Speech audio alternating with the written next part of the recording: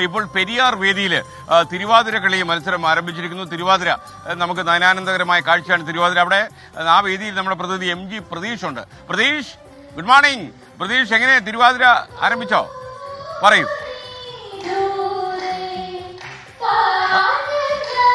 Good morning S K. അല്പസമയം മുമ്പ് പെരിയാർ വേദിയിൽ തിരുവാതിര മത്സരങ്ങൾ ആരംഭിച്ചിട്ടുണ്ട്. ഈ വലിയ ആസ്വാദകരുള്ള ഒരു ഇനം കൂടിയാണ് തിരുവാതിര മത്സരം. 16 ടീമുകളാണ് ഇവിടെ ഈ മത്സരിക്കാനായി എത്തിയിട്ടുള്ളത്. ആദ്യ ടീമിന്റെ മത്സരം അല്പസമയം മുമ്പ് തന്നെ തുടങ്ങിക്കഴിഞ്ഞിട്ടുണ്ട്.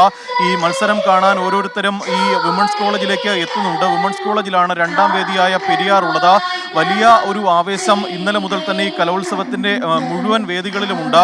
ഓരോ മത്സരങ്ങൾ കാണാനും വൈകുന്നേരത്തോടു കൂടി കൂടുതൽ ആളുകൾ എത്തിയിട്ടുണ്ട്. കാരണം രക്ഷിതാക്കളും അധ്യാപകർക്കും പുറമെ ഈ കലോത്സവം ആസ്വദിക്കാൻ ഒരുപാട് ആളുകൾ എത്തിയിട്ടുണ്ട്. കാരണം നമ്മളിപ്പോൾ ഈ ദൃശ്യങ്ങളിൽ കാണുന്നത് ഈ തിരുവാതിര മത്സരം നടക്കുമ്പോൾ അതിൻ്റെ കാണികളായിട്ടുള്ള ആസ്വാദകരെയാണ്. അതിൽ രക്ഷകർത്താക്കളുണ്ടാവും, അതുപോലെ തന്നെ അധ്യാപകരുണ്ടാവും. അവരുടെ കൗതുകം, ഒരു ആകാംക്ഷ എല്ലാം തന്നെ നമുക്ക് ഈ ദൃശ്യങ്ങളിൽ തന്നെ കാണാൻ കഴിയും. കാരണം ഈ വേദിയിൽ അവരുടെ മക്കൾ അല്ലെങ്കിൽ അവർ പഠിപ്പിക്കുന്ന വിദ്യാർത്ഥികളാണ് ഈ പെർഫോം ചെയ്യുന്നത്. അതുകൊണ്ട് തന്നെ ആ ഒരു ആകാംക്ഷയും കൗതുകവും പ്രാർത്ഥനയും എല്ലാം തന്നെ അവരുടെ മുഖത്ത് നമുക്ക് പ്രകടമാണ്. ഇപ്പോൾ നമുക്ക് അവരോട് തന്നെ ചോദിക്കാം, ഈ മത്സരിക്കുന്നുണ്ടോ? എൻ്റെ മകളുണ്ട് മത്സരിക്കുന്നു. എവിടുന്നാ വരണേ? ഞങ്ങൾ വരുന്നത് കൊട്ടാരക്കര. സ്ഥിരം കലോത്സവത്തിന് പങ്കെടുക്കാറുണ്ടോ? എൻ്റെ മകളോ? ഇല്ല, ആദ്യമായിട്ടാ. പിന്നെ ഇവിടെ മേക്കപ്പ് ഒക്കെ ഇട്ട് റെഡിയായി ഈ തിരുവാതിര മത്സരത്തിൽ പങ്കെടുക്കാൻ എത്തിയിട്ടുണ്ട്. എവിടുന്നാ വരണേ? ഞങ്ങൾ കൊല്ലം കൊട്ടാരക്കര. എങ്ങനെയുണ്ട് പെർഫോമൻസ്? ഈ റിഹേഴ്സലൊക്കെ അടിപൊളിയായിരുന്നു? ഞങ്ങളുടെയോ? കുഴപ്പമില്ല. മത്സരം എങ്ങനെയുണ്ട് ഇത്തവണ? കൊള്ളാം.